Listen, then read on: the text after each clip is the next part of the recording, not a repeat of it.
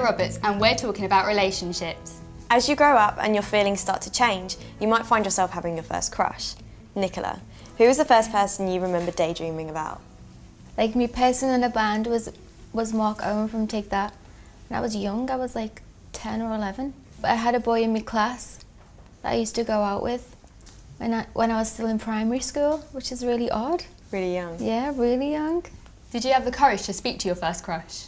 Well, when I met Marco and I told him he was my first crush, but I think the boy in my class, like, it was just an understanding, and we were just like, yeah, we're gonna be pals. Have you ever been in the situation where you fancied someone but they didn't fancy you back? That's awful, isn't it?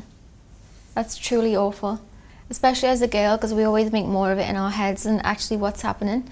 But my advice would be is to just try not to fancy someone until they fancy you.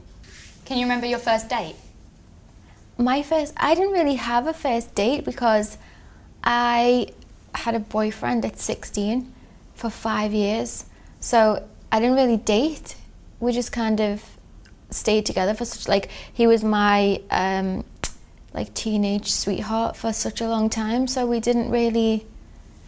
used to kind of go around each other's houses and stuff like that, but we were too young for dates. We weren't like experiencing going to a restaurant. We didn't really have any money, so it was kind of like, it was too young for dates. And what advice would you give your younger self now about dating?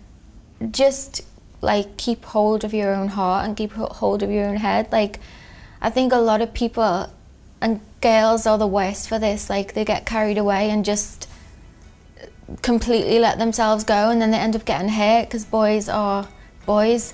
So just to try and keep hold of yourself, really, I would say. Thanks, Nicola, for talking to us about relationships. Thank you. If you want to know more or you have any questions, then visit the Lil-lets Becoming a Teen website. Some people feel uncomfortable talking to their parents, but I think if you broach your mum, they're more than likely to be okay and just to sort of sit you down and have a chat about it. It's just a really scary and slightly awkward moment.